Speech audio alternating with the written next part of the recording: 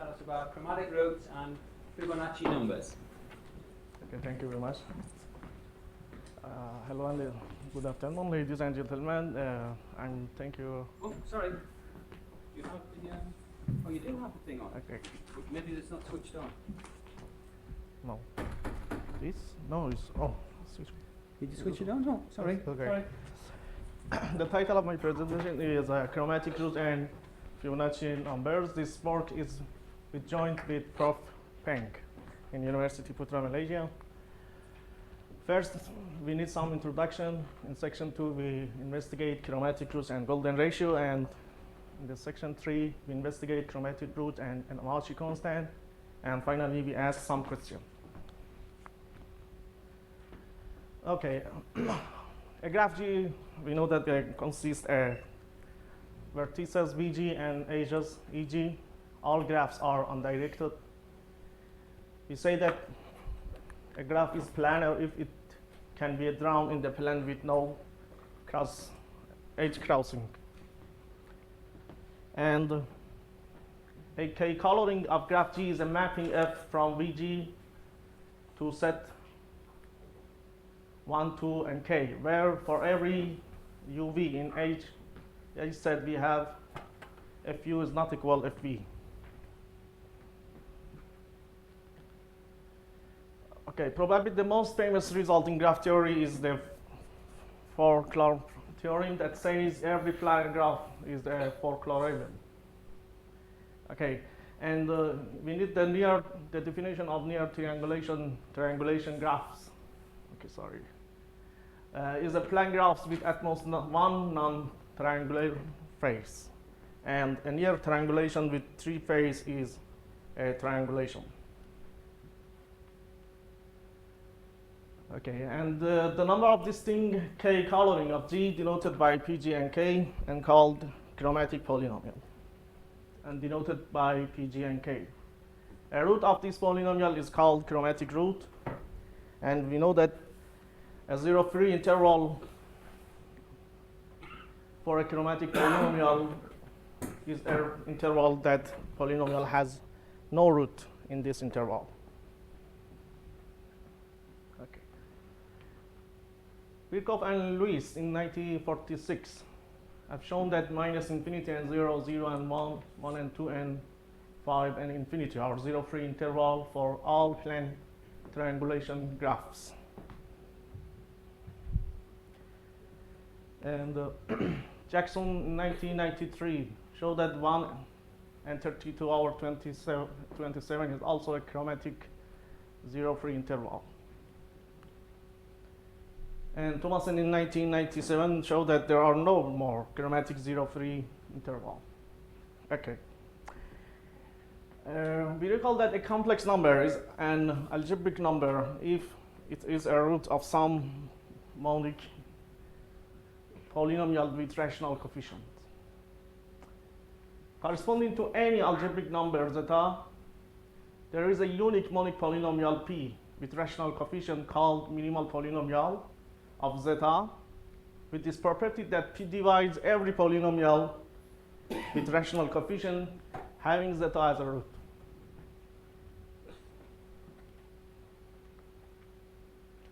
And we know that two algebraic numbers, zeta and zeta star, are called conjugate if they have the same minimal polynomial.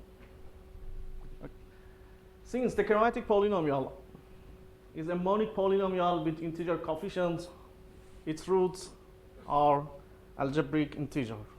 This is a natural question that which algebraic integer can occur as a root of chromatic polynomial. Clearly, those lying in minus infinity and 0, 0, 1, and 1 and 32 or 27 are forbidden set.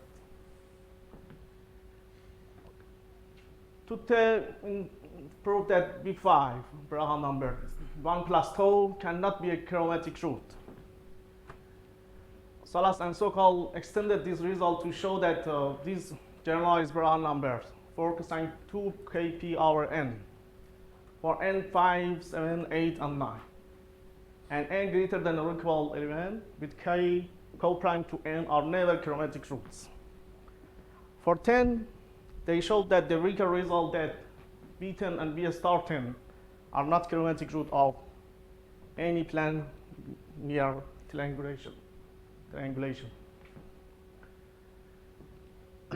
Okay. Now we discuss about Fibonacci numbers. We know that Fibonacci numbers are terms of the sequence with a quite simple recursive functions.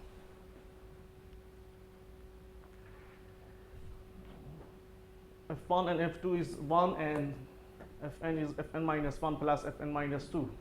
And golden ratio is this limit. We use this theorem 1. Fn is 1 over square root of 5 tau n minus 1 minus tau power n. By theorem 1, we can have this corollary that says if n is even, then Fn over Fn minus 1 less than tau. And for odd n, we have Fn over Fn minus 1 greater than tau. And also we need the theorem 2, Cassini's formula. Fn minus 1, Fn plus 1 minus Fn power 2 is minus 1 power n. Okay. Here we prove that this theorem that says for every natural numbers, the modulus of Fn minus 1 minus tau minus 1 Fn is in this interval, 0 and 1 over Fn. And this is easy proof. Suppose n is even, then n minus 1 is odd. By corollary 1, we have this inequality. By reversing, we have this, and by multiplying this inequality by Fn, we have this inequality. And by Cassini's formula, we have this relation. Okay. Also, we need the theorem 4. Tau n is equal Fn tau plus Fn minus 1 for every n greater than or equal to.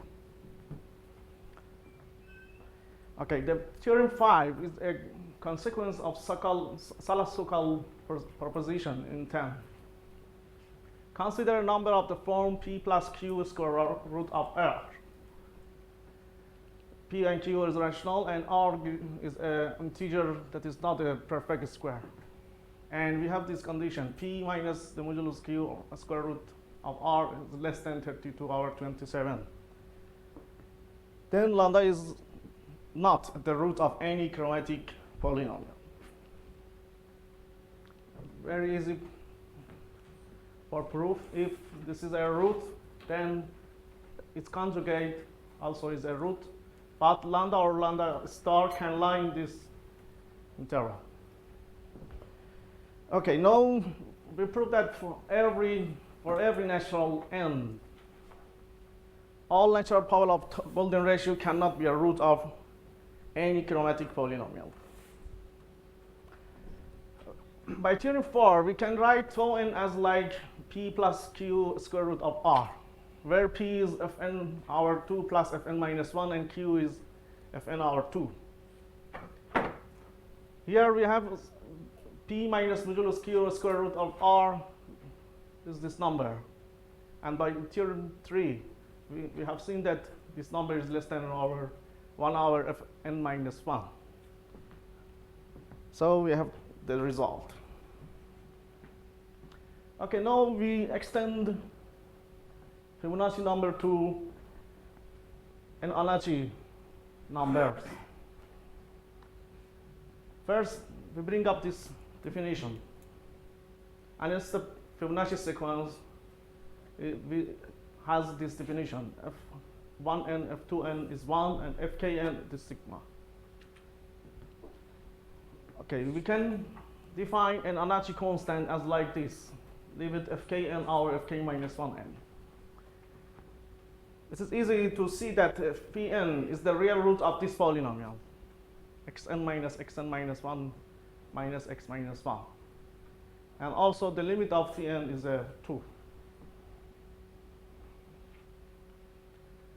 Okay, theorem 6 is a nice theorem in the pure and applied algebra journal that says that this polynomial is an irreducible polynomial over Q. So it is an irreducible polynomial over Z. And we need this theorem 7 that says let G have a graph with n vertices and k connected components, then every chromatic polynomial of G is this form, such that an is 1 and we have this condition. And if G has at least one edge, then 1 is a root of this polynomial. Okay, now we prove that for every natural n to n Alikhani constant cannot be a root of any chromatic polynomial. We know that phi to n is the root of this polynomial, which is minimal polynomial for this root. Obviously, this polynomial is not a chromatic polynomial, so we suppose that there exists another chromatic polynomial px such that p phi to n is 0. So we have f to n must be divide px. F to n in 0 is negative and in 1 is positive. By intermediate value theorem, f to n x, and therefore px has a root in minus 1 and 0. And this is contradiction because this is 0 free interval. Okay, now we show that all natural power of phi to n cannot be a chromatic root. Suppose that phi to n power m is a chromatic root. That is, there exists a chromatic polynomial like this, such that p, g, and phi to n power m is 0. Therefore, we have this relation. We can say phi to n is the root of this polynomial. Okay, f to n lambda must divide it because it's a minimal polynomial, must divide q lambda. Similarly, f to n in 0 is negative and in 1 is positive. So q lambda has a root, say alpha in minus 1 and 0.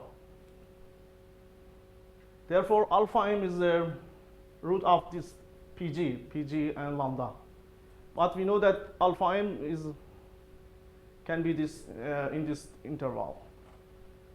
And this interval is a 0 free interval. So we have a contradiction. Now we can ask this natural question: how about 2n plus 1 Alikhani constant? Okay, we think that 2n plus 1 Alikhani and all power of them cannot be a chromatic root. Yeah. I have thought about this 2n plus 1 Alikhani about some months, but I'm not able to solve it. Only we have a theorem about 2n plus 1 Alikhani. Okay, we need this theorem that says let this is a chromatic polynomial of order n. Then for every I between 1 and n minus 1, we have this inequality. Now we can have this theorem for every natural number n. Phi to n plus 1 cannot be a root of chromatic polynomial of graph G with at most for n plus 2 vertices. Okay, we know that 2n plus 1 Alikhani is a root of this polynomial. Now suppose there exists a chromatic polynomial px such that phi 2n plus 1 is a root of p. So we have this equation where gx is this polynomial. We can have this relationship between coefficients of p and g for this number m minus 2n minus 1 less than or equal to n plus 1, or m less than or equal for n plus 2. By theorem 7, x minus 1 must divide px. But we know that x minus 1 cannot be divided f2n plus 1x. So x minus 1 must divide this polynomial. And by this equation, this relationship, we have this relation that says am minus 2n minus 1 is 0. And by theorem 10, we have am 0, am minus 1, and am minus 2n 0. Therefore, px cannot be a chromatic root. Only for m less than or equal for n plus 2. So this is an open problem for 2n plus 1 unachieved. Pardon me, what were you just proving? Yes? What were you just proving? Why? What was it you were proving? What is the theorem? Yeah. Yes, this is. We want to prove that phi 2n plus 1 cannot be a root of a chromatic polynomial of graph G with at most 4n plus 2 vertices.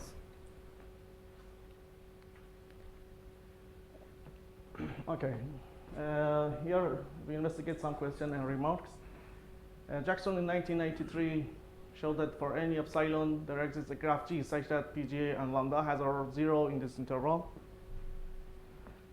This theorem says what is on the right of this number, on the right of 32 over 27. But the problem has been considered for some families of graph. One of these graph is a triangulation graph.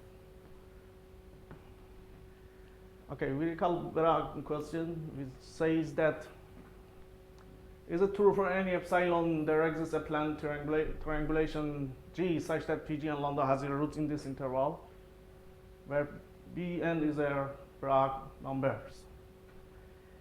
Okay, Baraha proved that the B5 is an accumulation point of real chromatic roots of certain planned triangulation. And Jacobson extended this to show B7, 8, 9, and B10 are likewise accumulation points of real chromatic roots of planned triangulation. Finally, Royal has recently exhibited a family of plane triangulation with chromatic rules converging to 4. Of course, it is an open for a question which other numbers in the interval can be accumulation point of real chromatic roots of planar graphs. The following conjecture of Thomason is one possible answer that says the set of chromatic roots of the family of graph consists of 0 and 1 and then subset of this interval. Now we can introduce this number ani, I plus Vm, where I can be 0, 1, and 2. And we can ask similar question to Bragg question that says, is it true for any epsilon there exists a planned triangulation graph such that PG and lambda has a root in this interval, and I minus epsilon and I plus epsilon. Okay, note that A22 is 2 plus tau, and the Braha and Kane and Reed proved that the answer to this question is positive. And this table compares AN2 with PN. Okay. And these are my references. Okay. And thank you for attention.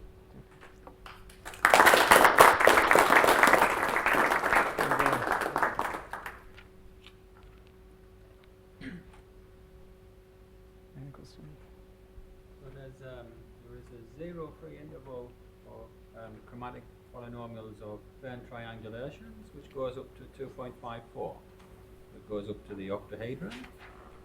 Goes to?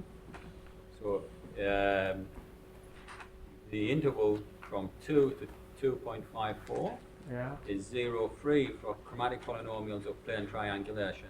Yes. And with 2.54 we have the Okay. you have the octahedron. But could it be true that that everything between 2.54 and 4, that the chromatic roots of plane triangulations are dense. This would be stronger than the Baraha conjecture. Okay, yeah. Yes, that's correct.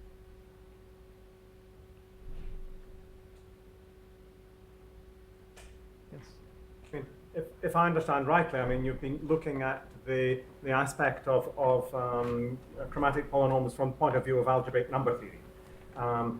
Have people begun to look at things like Galois groups or, you know, deeper constructs for the algebraic number fields that you get from these polynomials?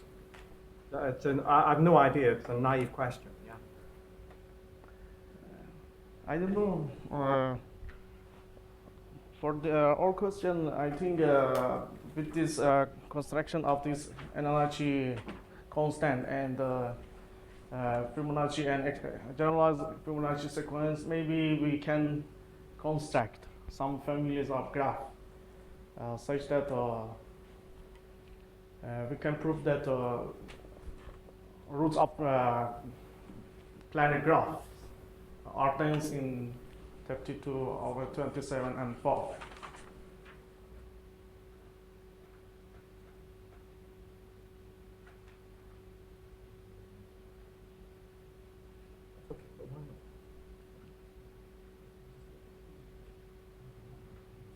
I'm just making the point, there is a huge mathematical landscape which this kind of analysis opens up, I would guess. Okay. I have started doing some work on Galois groups and chromatic polynomials, but it's still very early on yet. I've identified some families, but Good. still in process. Yeah, I think you're absolutely right. I mean, the way I presented these four theories, the integer roots, It's the the real fourth root. one. Right. So the first one, the integer roots, has been studied since time immemorial. The real roots have been studied quite a lot, as Bill told us, but there's still a huge number of open questions. The complex roots have been studied not very much, and we have one or two theorems, 3 or 4 theorems maybe. And this area is almost entirely virgin. I think almost every paper in the field is cited in your reference list. Yeah. So, Well, I mean, the thing that strikes me is that, I mean, algebraic number theory is a kind of natural structure to bring to this, especially if I look at the top, you know, you had the exponential generating functions, which are wonderful complex series, which are integer valued. You know, it just rings, that just says algebraic number theory to me is a kind, you know, there are subtle hidden things going on there, you know, just intuition.